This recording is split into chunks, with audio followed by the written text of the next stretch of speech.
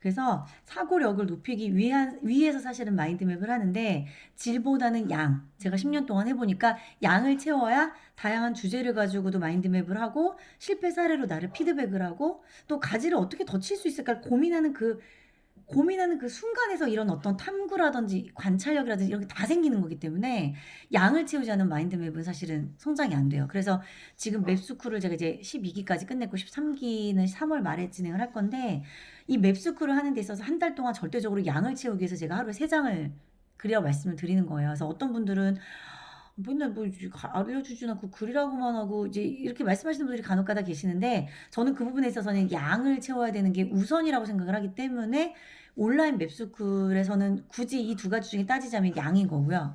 그리고 제가 이제 코로나 전에 대면으로 강의할 때 오프라인 강의할 때는 사실 마인드맵을 이론적으로 알려드리는 이 강의를 했어요. 근데 이게 아무 의미가 없다라는 걸 오프라인 강의에서 제가 너무 느낀 거예요.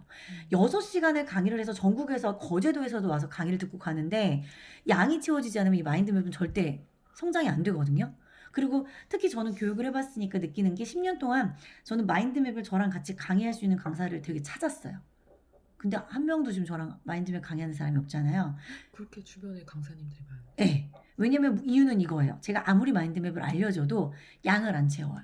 그러니까 다양한 어떤 주제를 갖고 마인드맵을 쓸 수 있는지를 본인들이 경험을 안 했기 때문에 마인드맵 교육이 나갈 수가 없는 거예요. 그러니까 제가 요즘에 사실은 어떤 한 분한테 코칭에 대한 이 대화를 좀 많이 나누고 있는데 이게 진짜 대단하다는 생각이 들었던 게 이 코칭을 진짜 경력을 많이 쌓은 분들이 질문이 되게 다르더라고요. 질문이 툭툭툭 정말 복잡하지 않은 아주 간단한 질문이 툭툭툭 나오는 거기서 제가 뭘 느꼈냐면 와 이분은 확실히 내공이 있구나. 정말 어떻게 질문이 저렇게 탁탁탁 나올까.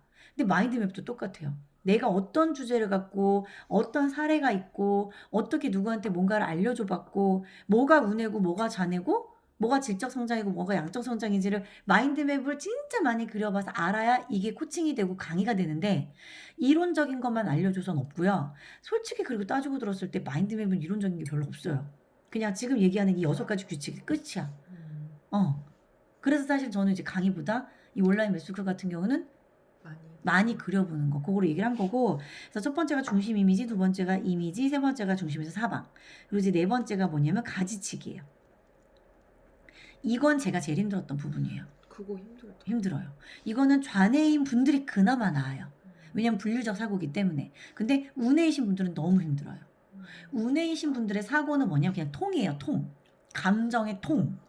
또는 뭐 상상하는 거에 통. 통으로 사고하던 사람들이 이거를 분류해서 사고하려니까 얼마나 힘들어. 그래서 가지치기가 안 돼서 많은 질문이 또 뭐가 있냐면 가지치기 어떻게 해요가 나오거든요. 근데 정말 사람들이 쟤는 꽁으로 돈 번다 이럴 수도 있는데 어쩔 수 없어. 가지치기도 훈련이에요. 자 예를 들어 볼게요. 만약에 우리 집에서 이제 집 정리를 하려 그래. 뭐 우리 아이들도 이제 분류를 했잖아요. 연년생이 둘이서 같이 쓰던 장난감들을 분류를 해야 되잖아요. 그러니까 저는 이제 마인드맵을 배웠으니까 그 분류를 이제 뭘로 하냐면 가지치기로 하는 거예요. 그래서 그 신박한 정리 보시죠. 신박한 정리는 분류를 어떻게 해요? 어쨌든 다 끄집어내서 박스에다가 맞죠. 박스에다 넣죠. 그래서 이 박스를 가만히 보면 내가 쓸 것, 그리고 버릴 것, 그리고 마지막 누구 줄 것. 이건 아직 충분히 쓸 수는 있지만 내가 지금 안 쓴 지는 오래됐어. 이 분류의 이 기준이 있잖아요. 저는 이걸 뭐라고 하냐면 이제 서랍장이라도 표현을 해요. 우리가 이제 서재를 정리할 때도 여기는 자기계발 서적, 여기는 학용품, 여기는 내가 그냥 모으는 어떤 그런 예쁜 피규어 이런 걸 나누는 것처럼 우리는 이 서랍장이 있어야 그 다음부터 분류가 돼요. 기준이 없으면 분류가 안 돼요. 그래서 가지치기에서 가장 중요한 건 기준이에요. 내가 기준을 뭘로 뒀느냐. 예를 들면 서재를 저 책을 정리한다고 한번 볼게요. 저 책을 뭘로 분류할 수 있어요? 뭐 기억 니은 순서대로. 그치 기억 니은 왜냐면 내가 원하는 제목을 제목을 찾아서 하려고 할 때 기억 니은 디귿으로 해도 되고요. 또 뭐 이렇게 장르에 따라. 장르. 예를 들면 뭐 자기계발서, 애들 뭐 동화, 아니면 뭐 에세이, 뭐 이런 식으로 할 수도 있고 또 지인들의 책 모아서 할 수도 있고요. 또 뭐가 있냐면 저기 지금 오른쪽 말고 왼쪽을 보시면은 혹시 아실 수 있겠는데 저희 남편이 색상으로 분류를 했어요. 그래서 명순 언니가 막 너무 예쁘다 막 이랬었거든. 색상. 네. 예를 들면 뭐 보라색, 녹색, 오렌지색 이렇게 분류를 했더니 사람들이 예쁘다라는 평이 되게 많았거든요. 보고 싶어. 한번 보셔도 돼요. 그래서 이 기준을 내가 뭐로 두냐에 따라서 가지치기가 만들어져요. 그 기준은 이제 본인 것이라는 거죠. 본인 것이어야 돼요. 그래서 예를 들면 오늘에 대해서 마인드맵을 작성한다고 생각해 볼게요. 그러면 어떤 기준을 두고선 오늘을 쓰시면 좋을 것 같아요? 오늘의 일기를 쓰는 거야, 내가. 오늘 일기? 음. 오늘 한 일? 한 일, 또 만난 사람, 또 해야 되는 일? 해야 되는 일, 그쵸? 이렇게 작성해도 되고 또 혹시 가지를 어떻게 치면 좋을 것 같아요? 오늘 분류할 때? 시간대별로? 시간대, 오전, 오후, 그죠? 저녁. 또 뭐가 있을까? 또 어떻게 분류할 수 있을까요? 저는 되게 운의적인 사람이거든요. 전 감정으로 나눌 수 있을 것 같아요.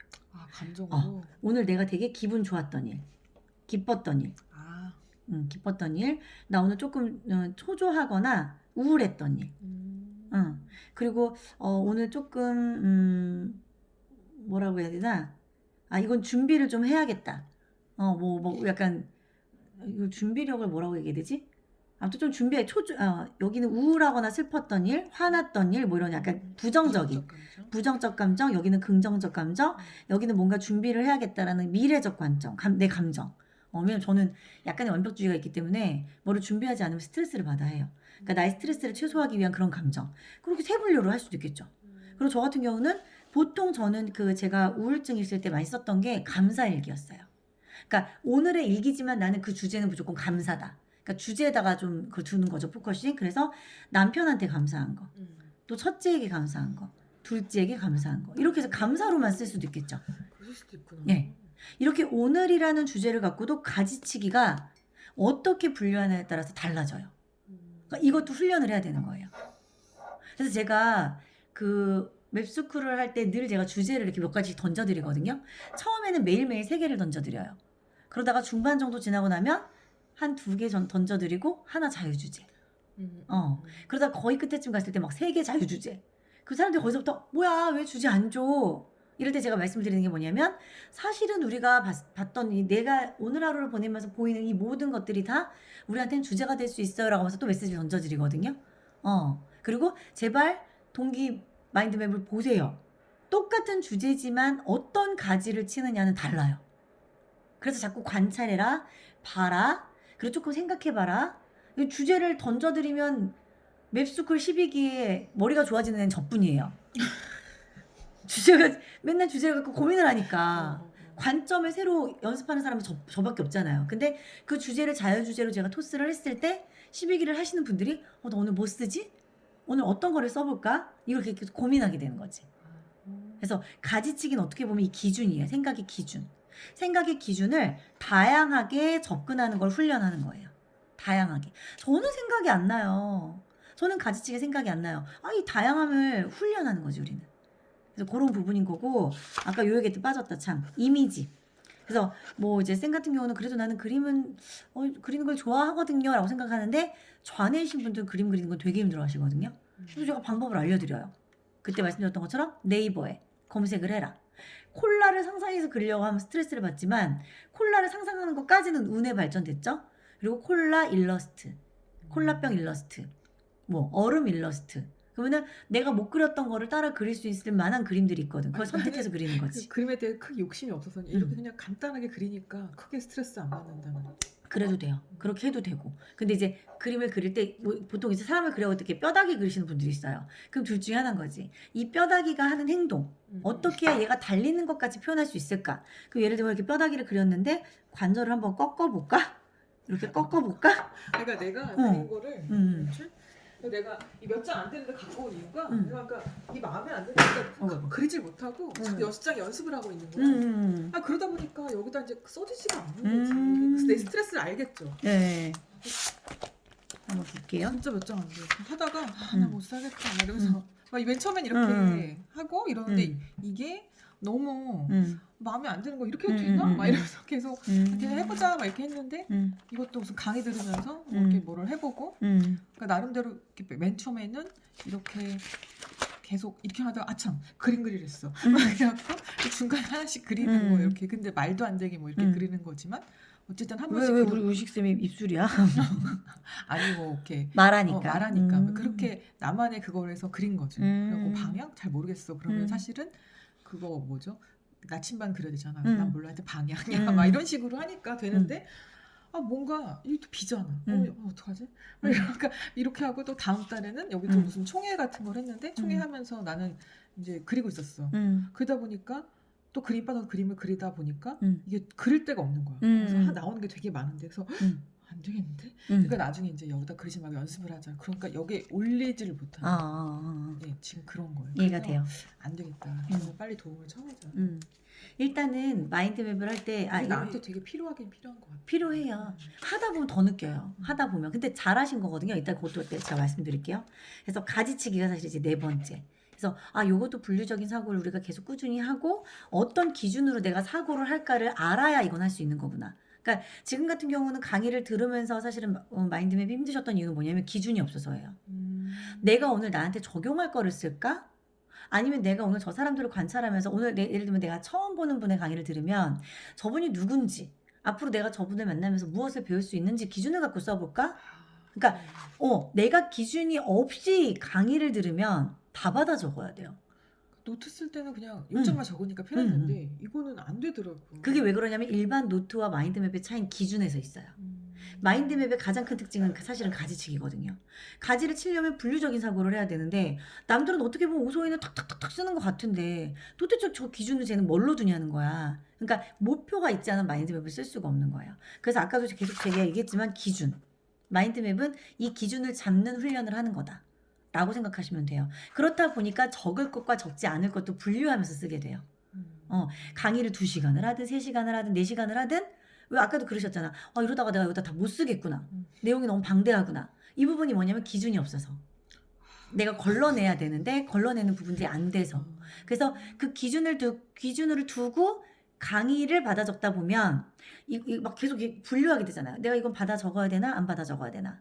만약에 받아 적을 거면 어떤 가지를 두고 받아 적어야 하나. 내가 지금 기준을 안 세워서 중구난방이었고. 맞아요. 마인드맵을 작성하는 것에 대한 기준이 없었던 거예요. 그냥 필기하는 거지.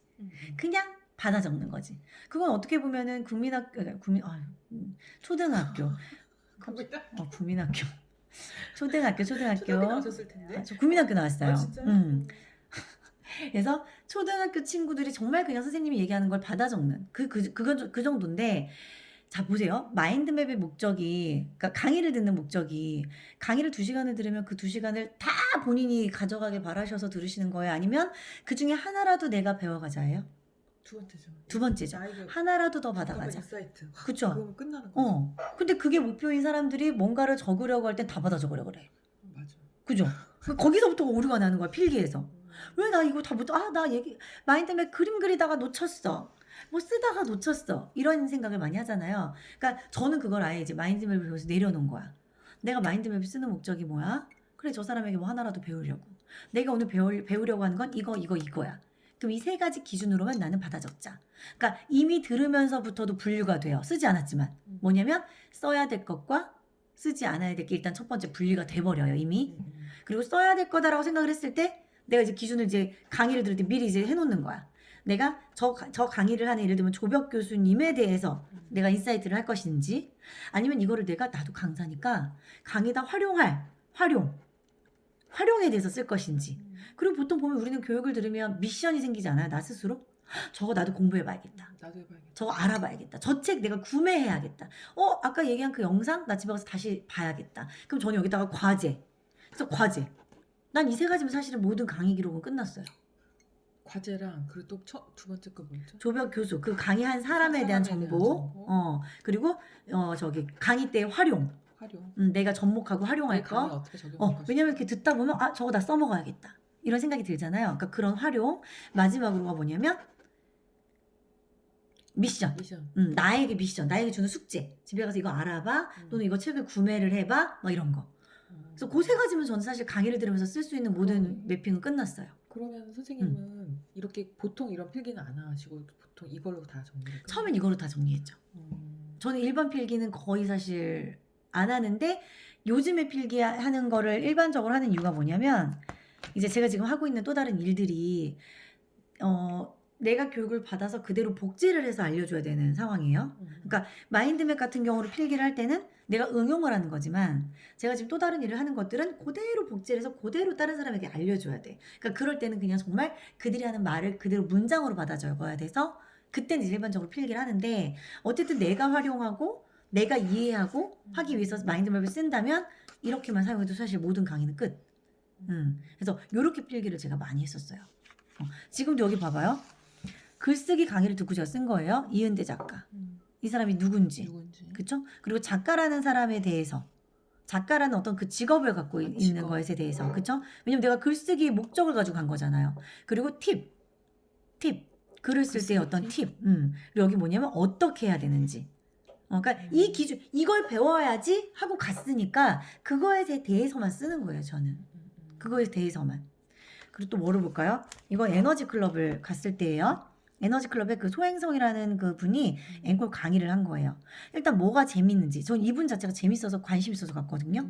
그리고 이분의 강의 내용, 오늘의 교훈, 뭐 스토리. 내가 이 사람이 궁금해서 간 거니까 이때는 이렇게 가지치기가 나올 수 있는 거예요. 그러니까 사실 가지라는 건 어떤 강의를 들어갈 때 미리 잡힌다고 생각하시면 돼요. 미리 잡혀요. 미리 들어가기 전에. 네. 그래서 여기도 보시면 자, 손경희. 이분 그 아이들 그 성교육 하시는 분이잖아요. 이분을 만나러 갔어요, 제가. 그리고 레벨 높이기. 성교육에 대해서 내가 레벨을 높여야 되니까. 그리고 자료조사 뭐 할 건지 쓴 거야. 검색. 앙기모띠. 이거를 검색해보자 쓴 거예요. 그렇죠? 그리고 인도에서 이때 유튜브 보여주셨는데 세제 광고를 하나 틀어주셨거든요. 이거 집에 가서 검색해보자. 자료 조사라고. 이게 나한테 어떻게 보면 과제죠. 그리고 청소년의 성지식. 이분 얘기하는 성지식.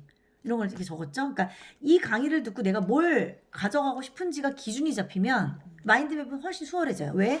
아까 얘기한 것처럼 서랍. 내가 여기다 뭘 담고 싶은지를 서랍을 만들어놨으니까. 이거 드시죠? 그래서 여기 이사 올 때 제가 저 서재를 정리할 때 버려야 될 것에 뭘 썼냐면 내가 안 할 강의 자료, 그다음에 미술과 관련된 자료. 나 이제 필요 없잖아. 그래서 이거 왜냐면 이 미술과 관련된 자료를 제가 늘 무슨 생각을 했냐면 우리 애들 나중에 그림 따라 그리게 해줘야지. 이 사진 보여주면서 색감각을 익혀줘야지. 이러고 다 싸들고 안고 있었던 거야. 특히 또 안 할 강의 자료, 뭐 애니어그램, 디스크 지금 그 강의를 안 하잖아요. 근데 그거 진단지.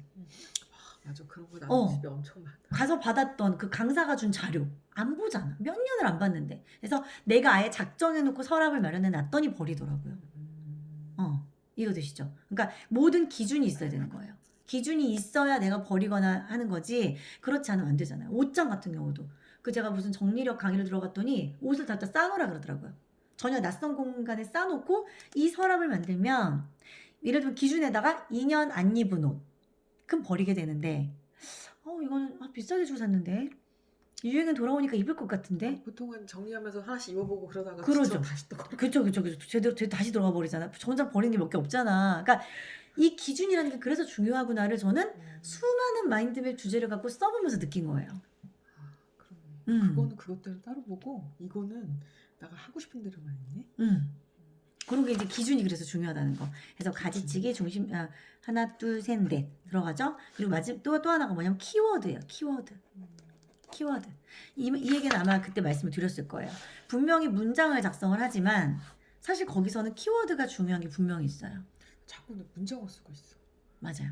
왜냐면 우리가 그게 뭐냐면 완벽함 때문이에요. 내가 완벽한 거를 내려놓지 않으면 제가 마인드맵을 못한다라고 하는 이유가 아까 말씀드렸던 것처럼 그림을 너무 잘 그리고 싶은데 내가 오소희보다 그림을 못 그렸어. 그러면 나 안 해. 이게 성인의 특징이거든요, 사실은. 아이들은 안 그래요. 네. 아이들은 그냥 내가 한 것에 집중이에요. 그리고 엄마나 누군가 그걸 인정을 해주면 그걸 기쁨으로 가져가는데 성인은 내 스스로가 타인과 비교를 해요. 그러니까 이 완벽함이 안 내려놔지는 거야. 가지치기를 잘하던데 나는 왜 안 돼? 그럼 포기. 이게 안 돼갖고 오시는 분들한테 제가 물어봐요. 예를 들면 제가 강사님한테도 물어봐. 몇 장 그리셨어요? 물어보면 막 다들 뭐 3장이요, 뭐 8장이요, 10장이요. 그러니까 그 안에서 이 완벽함이 내려놔지지 않으니까 완벽하게 배우고 해야지 이 마음에서 일단 스탑을 해버리는 거예요. 마인드맵에서. 그래서 이 완벽함이라는 거를 내려놓지 않으면 절대로 안 되는데, 좀 전에 말씀하신 이 문장이라는 건 뭐냐면 내가 완벽한 기억을 하고자 하는 목표를 안 내려놔서예요. 아까도 말씀드렸던 것처럼 완벽하게 다 넣고 싶은. 다 넣고 싶은 거예요. 그러니까 아까 얘기했죠. 강의를 들었는데 완벽하게 다 내가 기억하고 싶은 거예요. 그치. 그리고 기준이 없었던 거야. 그런 욕심이 되게 많아. 많죠. 그러다 다른 보니까. 욕심이 없는데 그런 욕심이 근데 그건 누구나 있어. 특히 우리처럼 강사들은 누구나 있기 때문에 저 사람이 하는 말이 너무 근사하다. 저 사람 너무 강의 잘한다 싶으면 우리는 그걸 다 문장으로 기록을 하기 시작하는 거예요. 제가 만약에 제 멘토 교수님인 김영환 교수님의 강의처럼 나 똑같이 복제해서 따라해야지라는 생각이었으면 전 절대로 제가 마인드맵 강사하기 전에 전 그때도 10년 전부터도 마인드맵 썼으니까 절대로 마인드맵을 안 했을 거예요. 근데 제 머릿속에 그 사람을 복제하고 싶다라는 생각이 아니라 저는 그냥 나는 오늘 배우는 거 하나라도 배워간다. 그러니까 나는 사람들과 그 사람의, 그러니까 그 김영환 교수님의 강의를 듣는 목적 자체가 달랐던 거예요. 다 배워야지? 그게 아니라 나 어차피 저 사람 강의 계속 들을 거니까 오늘 하나만 바꿔가자. 하나만 배워가자. 이런 생각이 있으니까 이 완벽함을 내려놓고 저는 문장을 받아 쓰지 않고 키워드만 받아 적은 거예요. 키워드. 왜냐면 빨리 적어 그 다음 거 또 적으니까. 왜 우리 옛날에 영어 듣기 평가나 이런 거 듣다 보면 한 문장을 완벽하게 해석을 하려고 하면 그 다음 문장을 못 들어요. 놓쳐요. 마인드맵이 그런 똑같아요. 누군가가 이야기하는 거에서 포인트를 잡아서 빨리 적고 넘어가지 않으면 그 사람의 그 다음 이야기를 우리는 이 손이 아무리 빨라도 받아 적을 수 없어요. 그렇기 때문에 완벽함을 내려놔야 강의를 들을 때의 맵을 작성할 수 있어요. 매핑을 할 수 있어요. 그리고 아까도 얘기했던 것처럼 내 생각은요 엄청 빠르게 동시다발적으로 일어난다 얘기했죠. 동시다발적으로 일어나는 생각을 어떻게 문장으로 이거를 정리를 해가면서 적어? 그건 절대 불가능해요. 내 생각의 속도는 내 손보다 훨씬 빨라요. 그래서 키워드로 적어야 돼요. 그래서 키워드로 적어야 되고 또 키워드로 적어야 되는 또 하나는 뭐냐면 키워드로 적어야 모든 것들이 다양하게 내가 기억을 끄집어낼 수 있어. 오히려 문장을 적으면 그냥 문장을 우리 뇌는요 읽어요. 만약에 오늘 내가 뱃쌤이랑 마인드맵을 나눴다. 그러면 우리는 이걸 읽고 끝나요. 근데 그게 아니라 커피 2잔을 내가 그려놨어. 이렇게 커피 2잔을 그렸어. 그럼 뭐야? 커피 2잔이네? 힘들다고 하셨어. 피곤하다고 하셨어. 정신이 번쩍 든다고 하셨어. 몇 시경에 만났어. 난 이미 커피를 2잔을 마셨기 때문에 나는 물을 마셨어. 이게 내포하는 이 의미는요. 한 문장의 글보다 커요. 그러네. 네. 연상이 되네. 연상이 돼요. 그래서 연상작용 때문에 키워드를 사용해야 돼요. 문장이 아니라. 그러니까 우리는 자꾸 그냥 한 문장에 그냥 내가 이거를 기억을 못하겠지? 나 이거 기억 못할 것 같아. 그러니까 다 적어야 돼. 라고 해서 적지만 사실은 이 키워드가 주는 이 상상력은요. 어마무시한 거예요.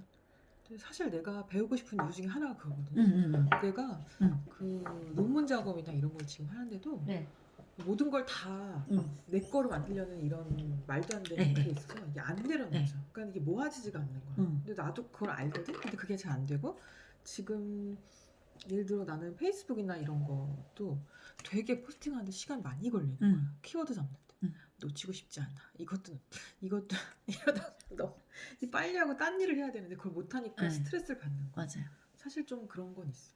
키워드가 주는 힘을 많이 경험해 보셔야 돼요. 마인드맵 하면서. 근데 그걸 머릿속으로는 알고 있거든. 근데 잘 안 돼. 훈련을 해야죠.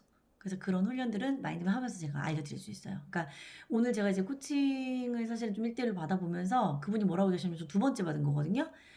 그러니까 돈을 내고 받는 건 아니고 그냥 코칭에 관심이 있어가지고 그냥 이제 몇 번 여쭤보면서 같이 밥 먹으면서 이제 코칭을 받은 건데 이 언니가 뭐라 그랬냐면 확실히 빠르다라고 얘기를 했어요.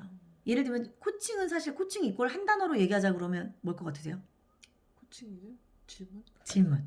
그래서 저도 질문을 하라는 이제 이야기를 받은 거예요. 제가 늘 저는 약간 장황하게 설명하고 특히 이제 제가 하는 일에 있어서 되게 단호하게 이렇게 해!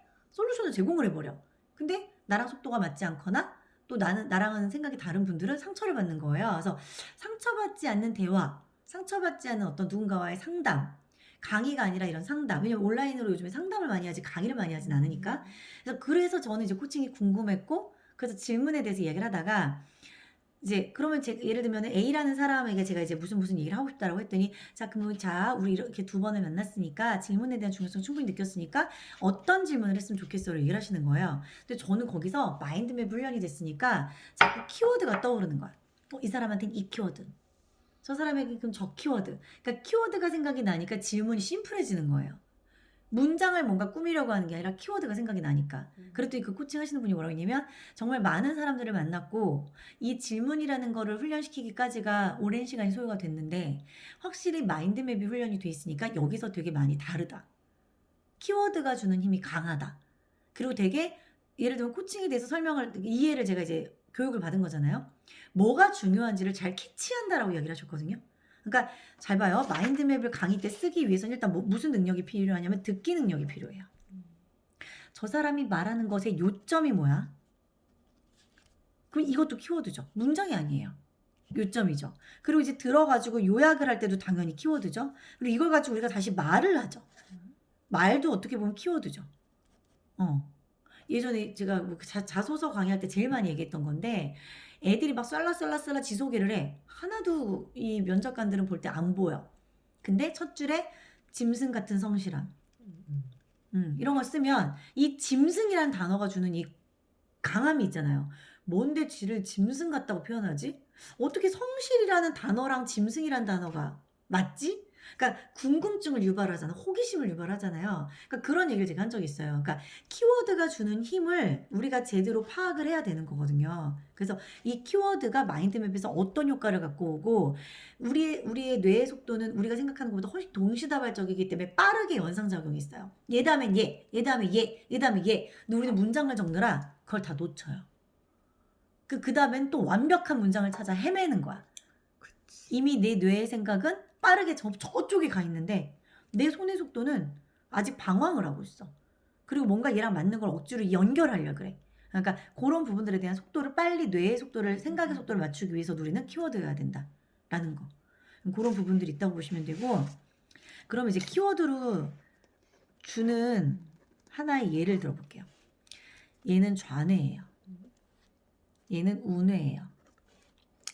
좌뇌는 이 사과라는 키워드를 갖고 마인드맵을 그릴 때 어떻게 하는 줄 아세요? 전에요? 구조로 분석하나? 일단 구조를 생각해요. 그래서 얘를 뭘로 분류할까? 나도 지금 그 생각해. 그렇죠. 그래서 예를 들면 사과와 관련된 이야기들로 나눠볼까? 사과를 좀 외형적으로 관찰을 해서 써볼까? 그죠? 사과가 먹는 거잖아요. 음식으로 한번 해볼까? 그래서 뭐 음식에 이제 맛이 있을 수 있고요. 그렇죠? 또는 감촉? 식감이 있을 수 있겠죠? 맛이랑 식감은 조금 다른가? 얘는 상큼, 뭐 달콤, 뭐 이렇게 있을 수 있고요. 달콤에는 뭐 꿀이라는 단어가 들어갈 수 있고, 식감은 아삭이 있을 수 있고요. 그렇죠? 또 관찰을 해요. 색상, 빨간색도 있고 초록색도 있죠. 근데 이렇게 색상을 쓰다 보니까 안에는 하얗잖아. 그럼 이걸 여기다 하얀색으로 써야 돼? 다른데? 그래서 아니다. 색상이라 봤을 때 껍질. 그럼 껍질은 빨간색, 초록색 나올 수 있겠죠. 그리고 알맹이. 그래서 여기는 하얀색 들어갈 수 있고 씨앗은 까만색 이렇게 들어갈 수 있겠죠. 그러니까 쓰다 보면 여기 중간에 무슨 가지가 더 있어야 됐었는데 이거를 우리가 생각하는 거에서 사실은 좌뇌가 개발되는 거예요. 이걸 잘 썼네 안 썼네 뭐 이게 아니라 중간에 그게 들어갔으면 좋았을 것 같았다. 그래서 예를 들면 저는 지금 찍찍 그었죠. 찍찍 그을 수도 있고 아니면 이미 썼어. 그럼 예를 들면 화살표로 이거 이렇게 거꾸로 됐어야 되는데. 그렇게 해도 돼요? 돼요. 얘를 이렇게 썼어야 됐는데. 여기 보면은 예를 들면은 뭐 이야기, 동화, 그렇죠? 동화에서 만약에 뭐 백설공주, 뭐 빌 헬름텔인가 뭔가 개, 뭐 또 뭐가 있지 사과에서? 저기 빨간 뭐지? 망토. 빨간 망토, 빨간 몽타 아이. 그리고 이제 이거는 깐난애기들 있는 집에서 알겠지만 사과가 쿵이란 베스트셀러가 있어요. 아기계의 베스트셀러.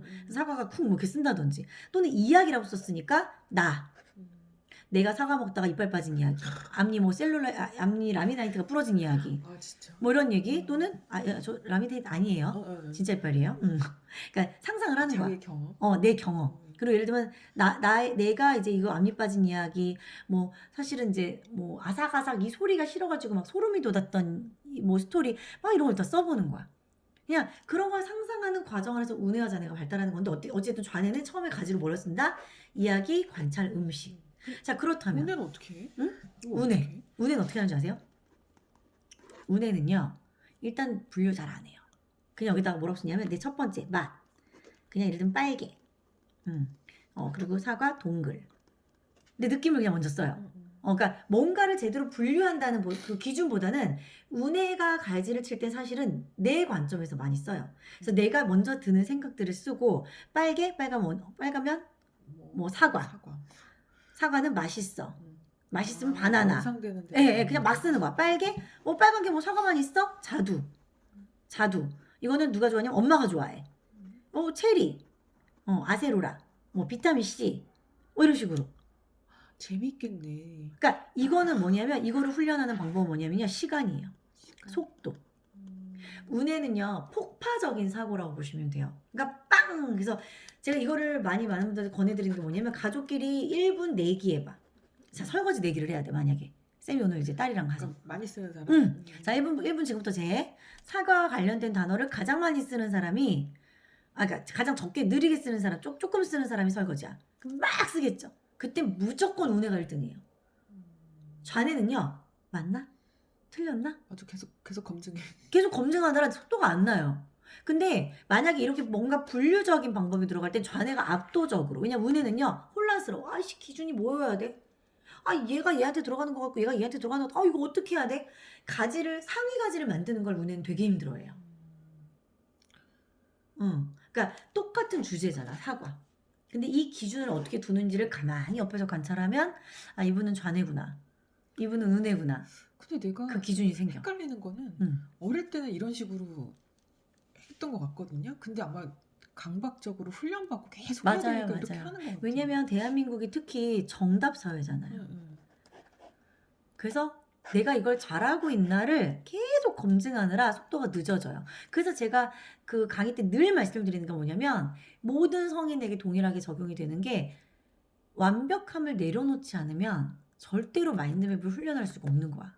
그래서 내가 지금 이게 나한테 너무 필요해서 내가 연락을 해서 와서 이렇게 하는데 여기서 막 혼란스러우니까 차라리 내가 완벽한 운이거나 완벽한 자네면 좀 덜 혼란스러울 것 같은데 이 중간에서 나는 혼란스러운 거야. 근데요, 완벽한 운해와 완벽한 좌뇌가 사실 없어요. 없어요?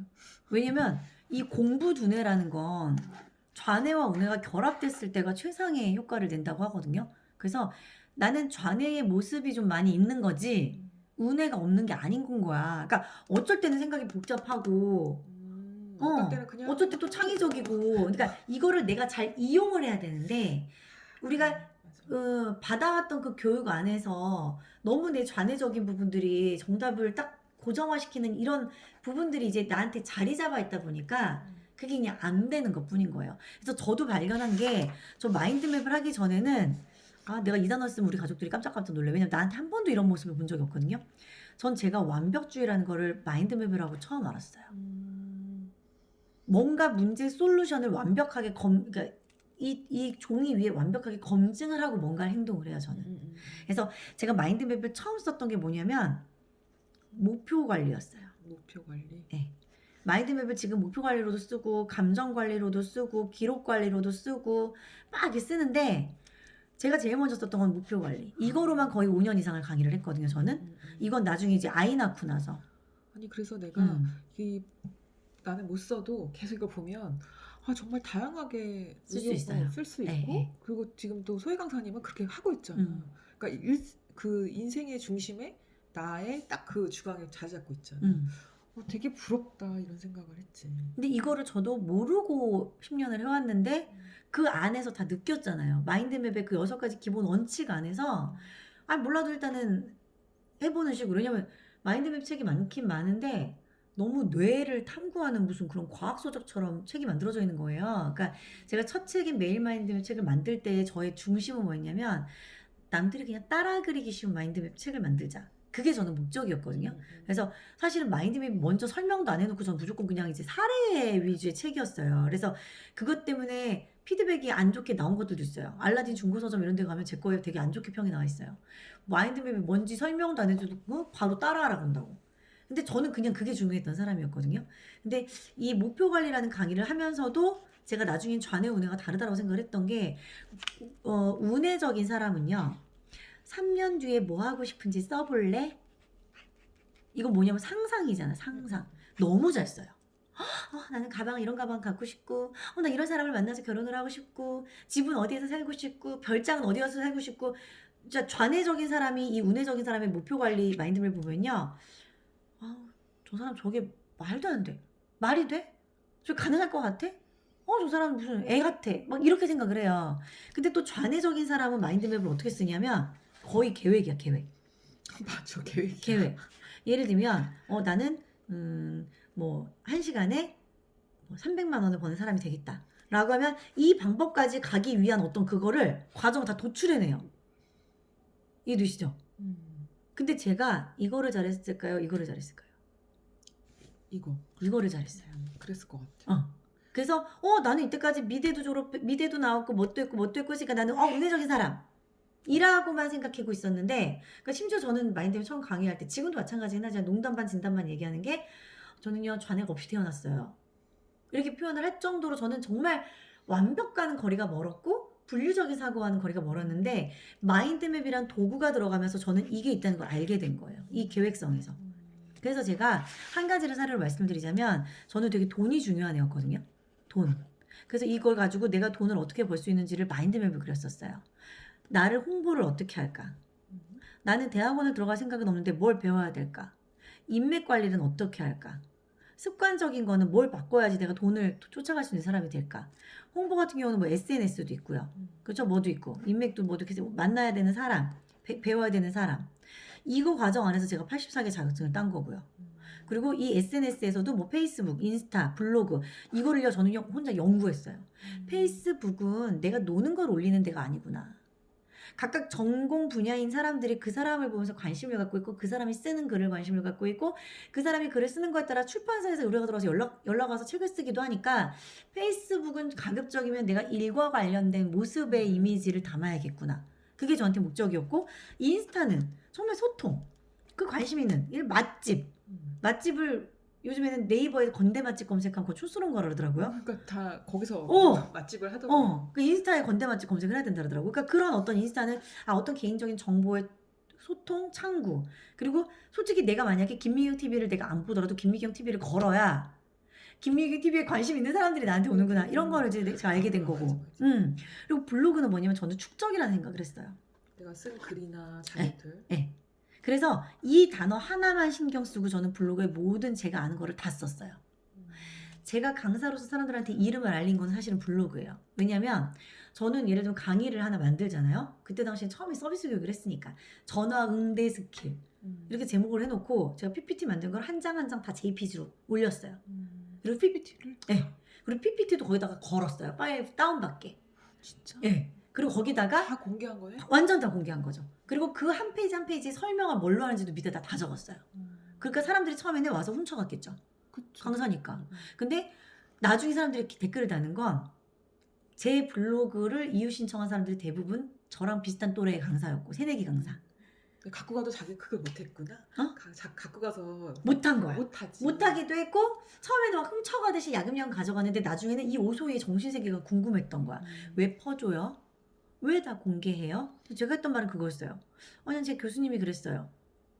뭔가 내가 만들고 나서 그거를 버려야 블로그라는 곳에 버리고 공개를 해야 나는 새로 만들죠. 그러니까 내가 발전하기 위해서 저는 여기다가 버린 거예요. 버린 거니까 가져가서 쓰셔도 괜찮아요. 근데 그게 그때 당시에 제 주변의 새내기 강사들한테 되게 이슈가 돼서 제가 그냥 그때 강사들을 키우는 왜 그런 양성기관이잖아요. 그런 데서 뭐 시간당 뭐 2만 원, 3만 원 받아가서 강의를 했는데 그때 거기 있는 친구들이 다 제가 가면 팬심인 거야. 저 강사님 블로그 저 보는 사람이 있는데 그러니까 저는 진짜 새내기 강사들한테 유명한 강사였어요. 나도 새내기지만. 그러니까 그런 식으로 나는 홍보의 목적을 뒀기 때문에 이 키워드가 이렇게 왔던 거예요. 그리고 인맥도 마찬가지로. 예를 들면 제가 뭐 김형환 교수님 교수님 안 듣겠지?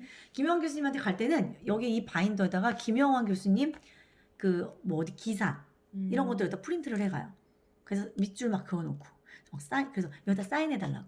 그러니까 김영환 교수님 얼마나 뿌듯하겠어. 얘 내 팬이구나. 근데 그 다음에 아니면 강경 대표님한테 가. 그럼 이거 버려. 그러니까 떼서 이제 버리는 게 아니라 이제 줬다가 놔둬. 야, 강경 대표님 이 기사. 그래서 또 사인 받고. 막 이런 식이니까 나중에 제가 혹시 저 강의하는 곳에서 강의하는 곳에 와서 무료 강의 좀 해주실 수 있으세요? 이렇게 얘기를 하면 얘 내 팬이잖아. 그러니까 당연히 와주시는 거예요. 사실은 시간당 몇십이 아니지. 그분들은 몇백만 원짜리 강사이기도 하지만 팬이니까 와주시는 거예요. 그런 식으로 인맥을 제가 만든 거죠. 그리고 이제 뭐 예를 들면 뭐 배우는 것도 마찬가지고. 그래서 이거를 해가지고 제가 뭘 했냐면 여기 목표가 뭐였냐면 목표 돈 10년 뒤에 1시간에 300만 원 받는 강사. 멋지다. 근데 그때 당시에 제가 이거를 공개강에서 얘기했던 게 30살이었어요. 그러니까 사람들이 생각할 때 미친 이거 거기서는 약간 운해가 나온 거죠. 말도 안 돼. 근데 그때 당시 제가 30살이었고 40세 10년 뒤잖아요. 이때 당시 제가 시간당 강의료가 3만 원이었어요. 근데 우리 집이 제가 그때 되게 힘들었기 때문에 이 돈 갖고 안 되겠는 거야. 어떤 사람들은 이거 3시간 하면 9만 원이고 맨날 하면 괜찮겠는데 근데 우리 강의가 맨날 있는 게 아니잖아요. 그러니까 힘들어서 그렇게 못해.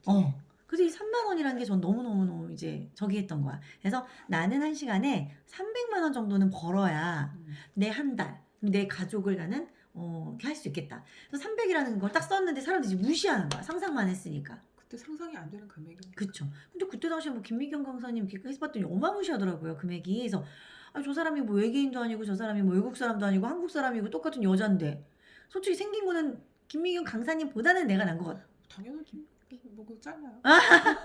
그러다 보니까 이거를 제가 이제 이렇게 써놓고 10년으로 나눈 거예요. 그래서 이때가 2011년이었거든요. 2010년. 2010년. 이때가 2020년. 올해가 이제 2021년이니까 41세. 그래서 여기를 딱 써놓고 그러면 10년으로 나눴을 때 내가 2011년의 목표가 뭘까? 10으로 나누니까 30만 원 나오더라고요. 그래서 이 목표를 쓰고 또 쓴 거야, 마인드맵으로. 그럼 내가 1시간에 30만 원짜리 강사가 되려면 뭐 해야 될까? 근데 이때 당시에 제가요 3만 원짜리 강사할 때가 병원 강의를 많이 했어요. 왜냐면 제가 병원에 경험이 있으니까. 그래서 30에서 3만 원, 3만 원짜리가 30이 되려면 이때는 직원들을 교육하는 강사였고 내가 이 정도 되려면 의사들한테 강의를 해야겠다. 그래서 의사들 대상으로 내가 강의할 수 있는 방법을 여기다 쓴 거예요. 또 써서 예를 들면 내가 전공을 의사를 전공의가 된다. 또는 경영대학원을 가서 왜냐면 병원에 이렇게 CRM을 관리하시는 분들이 많으니까 병원의 경영을 배운다. 그리고 뭐를 한다 이렇게 써놨어요. 그 중에 하나가 뭐였냐면 여기 MBM이라 그랬나? 이런 과정이 전문가 과정이 있었어. 그거를 그래서 이수하러 갔었어요. 제가 병원 컨설팅 과정에. 병원 경영 과정이. 예. 그런 것도 가서 들었고 이때 제가 그래서 조회서 대표님이 1시간에 10만 원을 1시간이 아니라 하루에 10만 원을 주고 삼성의료원에 가서 새벽 6시였나 7시였나 그때부터 가서 오후 4, 5시까지 이거를 받게 했어. 설문. 고객들한테 설문을 받고 카메라 아침에 가서 교수님 앞에 설치해놓고 교수님의 그 커뮤니케이션을 녹화하는 거예요. 녹화를 뜨는 거야. 그리고 저 말고 어떤 분은 그걸 타이핑을 쳤어. 그걸 갖고 조이스 대표님이 강의를 했고. 그 교정을 했죠. 교정을. 네. 커뮤니케이션 교정을 하셨어요. 그러니까 그 알바도 그때 했어요, 제가. 강의가 없는 날. 그러니까 내가 왜냐면 이 의사라는 사람들에 대해서 강의하는 강사가 되려면 그것도 필요하다고 생각한 거예요. 그래서 그것도 했었고 많은 방법을 갖고 저는 뭐 한 거냐면 이게 될지 안 될지 모르지만 써본 거야. 근데 만약에 전공을 하려면 막 8년 시간이 8년이 걸리고 돈이 막 장난 아니고 그리고 머리도 똑똑해야 되는데 머리가 안 좋고 막 이런 거 쓰고 나서 여기다 뭐를 썼냐면 의사가 만나고 싶어 하는 분들과 콜라보 강의를 하자. 이거를 쓰고 의사들이 누굴 만나고 싶어 하면서 하고 내가 누구를 알고 있을까. 그때 좀 전에 얘기한 사람들 여기다 다 쓴 거예요. 김영환 교수님, 강규영 대표님, 조에스터 대표님도 여기다 썼어요. 조에스터 대표님 제가 아까 여기 MBN 과정 했다 그랬잖아요. 여기 아라 컨설팅의 윤성민 이사님 그리고 여기에서 CRM 강의를 하는 김지원 이사님 다 썼어요. 다 써서 이분들 찾아갔어요. 제가 찾아가거나 전화를 해서 강의해 주실 수 있냐? 날짜 컨택. 근데 그때 당시에 조회서 대표님은 날짜가 안 된 걸로 알고 있고요. 김영환, 강규영, 윤성민, 김지원 이분들 대상으로 강의를 했어요. 그래서 김영환 교수님은 비전, 이 강경 강사 대표님 같은 경우 시간 관리, 목표 관리. 그다음에 윤성민 이사님은 병원의 어떤 앞으로의 어떤 그런 서비스 교육에 대해서. 그리고 김지원 이사님은 내부 직원 관리.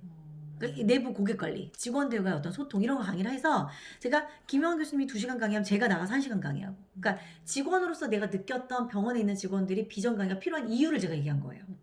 강병 대표님이 강의하고 나면 직원들이 왜 시간 관리 해야 되는지를 강의를 하고 이런 식으로 했더니 그 다음부터 네이버에 김영환을 검색하면 다 오소이가 뜨고 매우 스마트한 전략이었다. 그쵸? 그러니까 사람들이 생각할 때 쟤 뭔데 김영환 교수님이랑 강의를 했지? 심지어 얘가 열었대. 사람을 모집을 해서. 제가 그때 당시에 병원에 막 이렇게 약간 찌라시를 돌려서 공짜로 와서 강의 들으세요. 뭐 이런 식으로. 김영환 교수님이나 이런 분들한테는 제가 이 신청하신 병원과 원장님의 이걸 드릴게요. DB를 드릴게요. 뭐 그 실질적으로 쉬는 시간마다 계속 원장님들이 나중에 저희가 한번 강의를 해야겠습니다. 교수님들은 그런 고객을 가져간 거니까 전 저녁만 식사를 대접했거든요. 그렇게 하고 나서 제가 3만 원에서 진짜 30만 원으로 뛰었어요. 1년만에? 네. 선생님 되게 전략적이고 마케팅에 소질이 있으시다. 그래서 이 강의 내용을 이 강경 대표님이 알았을 거 아니에요. 그래서 성과를 지배하는 바인더의 힘. 거기 책에 또 실린 거예요, 제가. 얘는 병원 쪽 강의하던 애인데 우리 쪽에서 시간 관리 강의를 하고 그 강의가 얼마나 중요한지를 알아서 그 마인드맵과 이 바인더를 써서 이제 1시간, 그러니까 1년 만에 5배가 넘는 어떤 이런 효과를 봤어. 이거에 이제 스토리가 들어간 거예요. 그러니까 사람들이 오소희 어서 읽었는데 오소희 어서 봤는데 그러니까 오소희라는 이름이 흔한 이름은 아니니까 다들 이제 나를 알기 시작했던 거지. 그러니까 강의를 잘해서 사실은 많은 분들한테 강사로서 예쁨을 받았다기보다는 저는 이런 부분들 때문에 사람들이 오소희 어서 들어본 것 같은데 강의도 잘할 것 같아. 엄청 재밌어 지금 듣고 있는. 아 그래요? 되게 재밌고 말도 저렇게 너무 잘한다. 그러니까 이런 거를 저는요 제가 이제 마인드맵을 통해서 익힌 거예요. 익히면서 내가 상상하는 것도 잘하는데 내가 생각보다 계획적인 사람이구나. 내가 생각보다 되게 계획적인 사람이구나. 그리고 이 모든 것들은 이렇게 내가 써봤기 때문에 이거를 제가 뭐라고 얘기하냐면 시각화라고 얘기하거든요.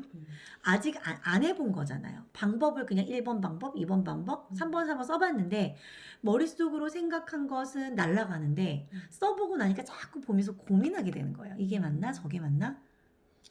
그래서 이게 맞구나라는 생각을 했었고 또 가지를 치면서 한번 제가 느꼈던 게 뭐냐면 제가 모유수유에 되게 고민을 했었어요. 왜냐면 우울증이 있는 상태였기 때문에 약도 먹었어야 됐고 근데 보세요. 모유수유를 먹으면 장점 애들이 뭐 예를 들어 엄마와의 교감이 형성되고 뭐 분유값도 좀 절약이 되고 면역이 좋고 뭐 이런 게 있잖아요. 그리고 모유수유를 안 하면 장점 예를 들면 뭐 안 하면 강의도 갈 수 있고 강의도 갈 수 있고 그리고 또 가슴도 들쳐져. 맞아요. 가슴도 들쳐져. 뭐 이런 거. 막 그런 거를 했는데 이 생각 저 생각이 제가 너무 혼란스러운 거예요. 왜냐면 우울증 있는 사람이었잖아. 그러니까 내가 모유수를 안 하면 아이한테 죄를 짓는 것 같고. 근데 너무 막 강의를 나가고 싶고. 그러니까 한참 활동하다가 한참 때 딱 이렇게. 네, 맞아요. 제가 그래서 아까도 그 코치님 잠깐 만났는데 그분이 얘기하는 게 SNS 갑자기 한 일순간 오소희가 사라졌던 적이 있었거든요. 그때 산후우증이 정말 심할 때였어요. 특히 시간을 관리했던 사람이잖아요. 저는. 그러니까 내가 내 원하는 삶을 완벽하게 살았던 애인 거야. 내가 예측한 대로. 처음으로 통제 안 되는 상황이 발생. 그렇죠.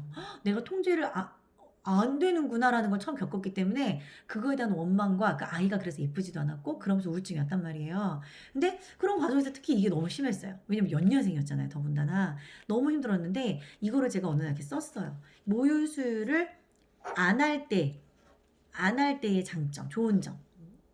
그리고 모유수유를 했을 때의 장점 썼더니요. 모유수유를 했을 때의 장점이 만약에 이 정도가 나왔으면 모유수유 안 했을 때의 장점이 이렇게 써지는 거야. 한눈에 들어오네. 네. 근데 예를 들면 우리는 어떻게 사고를 하고 있냐면 얘 한번 생각했다가 얘 생각하고 얘 한번 생각했다가 얘 생각하고 얘 한번 생각했다가 또 얘 생각하고 얘 생각했다가 또 얘 생각하고 그러니까 개수는 다른데 왔다 갔다 이 생각만 하면서 모르겠어 라고 생각을 하더라는 거지. 그래서 이거를 느끼고 나서 내가 모든 사람들은 시각화가 필요하구나. 그게 메타인지지 뭐. 그렇죠. 그게 메타인지도 되고 예를 들면 뭐 그게 비주얼 싱킹도 될 수 있고 그 생각하는 그런 과정 안에 모든 것을 시각함으로 인해서 내가 얻을 수 있는 건 정말 많구나라는 거를 제가 느끼게 된 거예요. 그리고 또 예를 들면 산후우증 때 감정 마인드맵 아까 얘기했잖아요. 오늘의 감정 마인드맵 저는 산후우증 약을 먹어서 그냥 일상이 짜증이었어요. 심지어 어두컴컴하게 해놓고 애를 안고서는 월드콘을 광고를 보면서 내가 너 때문에 아이스크림도 못 먹어. 진짜 말도 안 되는, 응? 지금 생각하면. 그리고 막 그때 당시 막 월드컵 응원하는 사람들이 막 뉴스에 나오면 너 때문에 나 응원도 못해. 나 너 때문에 맥주 한잔 하면서 저것도 못 봐. 뭐 이런 거잖아요. 막 모든 그 억울함이 아이한테 화살이 날아가는 그런 상황이었어요. 다 짜증이 나는 거야. 그리고 남편도 다 짜증나. 왜 똑같이 임신을 했는데 너는 그렇게 가서 술 먹고 나는 술 못 먹는 줄 알아? 내가 사람 안 좋아하는 줄 알아? 나도 나가고 싶어. 막 이런 거. 왜 나만 살쪄야 돼? 넌 똑같은데. 너 반지 꼈어 안 꼈어? 막 이런 걸 막 시비 걸고. 막 그런 이제 막 그냥 짜증. 짜증이라는 감정 안에 모든 게 다 들어가 있던 상황인데 감정이라는 거를 이제 마인드맵으로 들여다보기 시작한 거예요. 이 안에는 슬픔도 있었고요. 답답한 것도 있었고요. 우울한 것도 있었고요. 속상한 것도 있었고요. 그죠? 그리고 또 뭐 상실감? 상실감. 상실감도 있었고요. 외로움도 있었고요. 이걸 써서 왜 상실감인지, 왜 속상한지 이걸 다 썼더니요. 이유가 다 달라요. 맞아. 근데 이거 되게 중요한 거거든요. 네. 이게 다 달랐어요. 택배야 괜찮아. 그러니까 답답한 것도 남편과 대화할 시간이 없어서 답답한 거였고, 그리고 예를 들면 우울한 것도 강의를 못하니까 우울한 거였고, 뭐 이런 것들을 다 쓰고 나니까 일단 첫 번째 내가 나를 몰랐구나. 그게 일단 첫 번째였고, 두 번째가 남편과 대화를 해야 되는데 내가 이런 부분들은 얘기를 안 했구나. 이건 얘기를 안 한 거야. 이것만 얘기했어. 짜증나. 이것만 얘기한 거예요. 그러니까 나도 이게 내가 왜 짜증난지를 모르는데 어떻게 남편이 알아. 그래서 이거를 쫙 써갖고 하루는 식탁에다 놓고 잤어요. 그 남편이 출근할 때 그걸 보고 나서 카톡이 온 거예요. 내가 너무 많이 몰라줘서 미안해. 왜냐면 남편이 말이 별로 없어요. 그러니까 제가 맨날 너 나랑 대화도 안 하고 너 회사에서 말 더 많이 하지? 막 이러면 우리 신랑이 가만히 있다가 되게 느릿느릿하게 나 오늘 그러고 보니까 회사에서도 한마디도 안 했어요. 이러는 스타일이야. 그러니까 내가 얼마나 답답해. 착하니까 또 뭐라고 말해. 내가 말했던 요점이 그게 아닌데. 맞아. 그러니까 알고 봤더니 이런 말들에 대해서는 우리 남편과 내가 대화할 수 있는 방법을 몰랐던 거죠. 그러니까 이런 걸 겪어 나가면서 제가 마인드맵은 하는 방법을 알려주는 게 중요한 게 아니라 내가 정말 써보고 내가 정말 겪어보고 내가 나눠보고 내가 나를 들여다보고 이게 훨씬 중요하구나라는 생각에 맵스쿨에서 90개의 마인드맵을 한 달 동안 해보자. 그래서 많이 해보라 하는 거예요. 네. 이게 목적이 될 수밖에 없었어요. 그러네. 그러니까 이게 사실 더 중요하다 생각한 거지. 마인드맵 나는 솔직히 여태까지 이 마인드맵을 그동안 온라인으로 했지만 강의 정리할 때랑 책 정리할 때만 썼거든. 논문 정리. 딱 그 세 가지 정도만 썼어. 그러니까 지금 내가 되게 힘든 거야. 그러니까 내가 정말 많이 그러니까 맵스쿨에서 던져주는 그 주제를 가지고 어떻게든 세 개를 해봐야겠다는 생각을 하면 하다 보니까 어머 진짜 이렇게 생각이 되네. 또 이제 같은 주제로 다른 사람이 쓰는 걸 보니까 어머 어떻게 이 사람은 이렇게 생각했지? 이게 나오면서 뭔가 비교지만 그 비교는 좋은 선의의 경쟁적인 어떤 비교고 또 내가 나를 조금 더 들여다볼 수 있는 어떤 계기가 되고 그리고 제가 늘 이제 그 맵스쿨 하시는 분들한테 질문하세요. 왜냐면 저는 뭐 사실은 이제 마인드맵이라는 걸 갖고 돈을 벌어야겠다 이 생각은 지금 내려놓은 상태예요. 그래서 많이 퍼주자, 많이 알려주자. 그 주의기 때문에 알려주겠다고. 물론 이제 싸가지 없게 진짜 컨트롤 C, 컨트롤 V 해가지고 막 지네들이 막 사람 모집해갖고 하는 사람들도 있어요. 저랑 똑같이. 근데 뭐 강사계는 사실 그런 게 이제 비일비재하니까 그냥 무시하고 어쨌든 내 좋은 경험을 사람들한테 알려주자. 그리고 저는 자신 있는 게 10년 동안 한 내 경험을 따라올 수는 없을 거라 생각을 하는 거야. 그렇네. 이걸 따라가기 힘들 것 네. 같아. 그래서 10년 동안 한 내 경험과 내 어떤 주제들과 내가 이것을 설명할 수 있는 능력, 왜냐면 내가 경험했기 때문에 나오는 거기 때문에 이걸 따라 할 수는 없지만 그만큼 사람들한테 많이 알려주자. 그래서 사실은 유튜브로도 이런 거를 공개를 안 하다가 처음에는 강의만 듣는 사람들만 오픈을 해주다가 어떤 분이 너무 똑같이 복제를 해서 자기 스토리인 것처럼 얘기를 해가지고 예시 몰라. 그래서 모든 걸 그냥 유튜브에다 다 공개를 하는 거예요, 제가. 사례까지 또? 예. 야, 그건 양심이 안 찔려. 본인 얘기인 것처럼 강의를 하는 거예요. 그거는 사기잖아. 근데 뭐 그렇다고 해서 내가 너 왜 네 얘기처럼 하니 뭐 이럴 수도 없는 거고 그래서 유튜브에 다 알려드리고 정말 마인드맵을 궁금해하시는 분들께는 많은 거를 그냥 다 내가 정말 그냥 사람 좋아하니까 그냥 돈은 딴 데서 벌자 막 이러는 상황인 거지. 근데 이거를 진짜 경험하는 게 너무 중요했기 때문에 제가 한 3년 전부터 온라인 매스쿨을 시작했거든요. 코로나 전부터. 그러니까 처음에는 막 많은 강사분들이 왜 기업 강의 하던 강사가 갑자기 무료로 이렇게 싸게, 그것도 싸게 온라인 매스크를 싸게 이렇게 하면서 진행을 하냐라고 했을 때 저는 그냥 딱 한마디였어요. 그냥 마인드맵을 많이들 알았으면 좋겠어요. 그러니까 마인드맵이 저한테 또 선물해 준 건 뭐냐면 어떤 내가 생각하는 본질 이거에서 벗어나지 않게 해줬어요. 이게 마인드맵이 중앙에서 쓰다 보면 여기를 가지를 치다가 다시 다시 가지치기해서 또 생각하고 이런 부분이 있거든요. 그러니까 내 마인드맵의 강의의 본질은 사람들한테 알려주는 거야. 여기서 물론 돈이 있을 수도 있고 물론 저도 명예욕이라는 게 있거든요. 오소리 알려주는 거 되게 좋아해요. 그래서 나댈 때도 있어. 근데 어쨌든 다시 돌아왔을 때는 또 본질이잖아요. 그러니까 어떤 부분에 흔들리더라도 이 본질에 집중하면서 나를 좀 관리하게끔 해준 도구가 이 도구예요. 그러니까 그저께 같은 경우도 어떤 분이 똑같이 블로그에도 지 것처럼 막 써놓고 그래갖고 제가 그걸 누가 신고를 했어 나한테. 오죽하면. 그래서 빡쳐가지고 딱 인스타에 썼거든요. 근데 더 어이없는 거는 본인인지 몰라. 진짜? 댓글을 남겨놓은 거야. 그래서 이제 그런 생각을 했는데 그러면서도 저도 이제 짜증도 나지만 또 본질로 들어가는 거야. 그래 너는 알려주는 게 너의 사명이고 너의 비전이라며. 그럼 그냥 내비도. 저 사람이 갈 수 있는 거에 한계는 분명히 있을 거니까 네가 굳이 건드려갖고 저 사람이랑 막 이러지 않아도 되니까 내비도. 그러니까 이 마인드맵이 저한테 준 선물이에요. 안 그랬으면 저는 돈 욕심도 많죠. 사람 욕심도 많죠. 명예욕도 있죠. 이러니까 사실은 그거에 대해서 되게 막 힘들어할 수 있는 스타일인데 이 마인드맵이 저한테 이 중심에 대한 이미지 얘가 주는 어떤 그 중요성을 알았기 때문에 늘 딴 데로 세다가도 다시 돌아오고 딴 데로 세다가도 다시 돌아오고 할 수 있는 거고 그래서 중앙 이미지가 왜 그림이어야 하고 왜 무게감이 있는 글자가 이미지여야 되는지를 아는 거니까 디지털 마인드맵이 제가 봤을 때 너무 가벼워 보이는 거예요. 그냥 단어 딱 쳐서 콜라, 뚝, 뭐 다이어트, 탄 엔터만 치면 넘어가잖아요. 그게 너무 저는 가볍게 느껴져요. 그래서 손 마인드맵을 먼저 배우고 나서 예를 들면 강의를 들을 때 좀 빨리 썼으면 좋겠잖아. 그럴 때 타자를 쳐서 확 넘어가는 건 괜찮아. 그러니까 내 어떤 시작은 이게 더 맞아요. 그러니까 사용법을 두고 가져가는 거는 사실은 그러니까 편리성 또는 확장성 또는 누군가와 공유하기 좋은.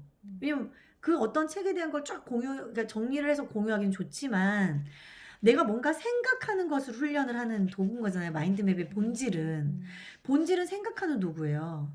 그렇다면 디지털 마인드맵이 갖고 있는 매력보다는 손 마인드맵이 기본이 돼야 마인드맵을 창시한 이 토니 부잔이라는 사람이 마인드맵을 만든 그 의도와 목적을 우리가 제대로 파악하고 있는 거지. 그러니까 디지털 마인드맵이 무조건 나쁘다는 건 아니지만 손 마인드맵을 통해서 마인드맵은 생각을 하고 그 기준에 대해서 내가 파악하고 그 그림이 주는 이미지 그림이 주는 어떤 의미와 목적과 그다음에 문장이 아니라 키워드여야 되는 어떤 그 의미를 알고 나면 사실은 손 마인드맵이 기본. 그다음에 디지털 마인드맵. 특히 이분은 돌아가실 때까지 디지털 마인드맵을 인정을 안 하고 돌아가셨어요. 그러니까 솔직히 막 지금 디지털 마인드맵 되게 많잖아요. 그거 다 이 토니 부자는 허락하지 않은 거예요. 너 그거 마인드맵 아니야. 근데 마인드맵이란 단어를 다 쓰고 있는 거지. 그래서 재작년에도 어떤 마인드맵 프로그램 회사에서 저를 찾아왔어요. 대표 검사로 너를 쓰고 싶다. 그래서 저한테 궁금해하더라고. 왜 디지털 마인드맵 이때까지 10년 동안 안 했어? 우리는 그게 너한테 높이 사는 부분이야. 우리도 이 토니 부자의 생각이 동일해.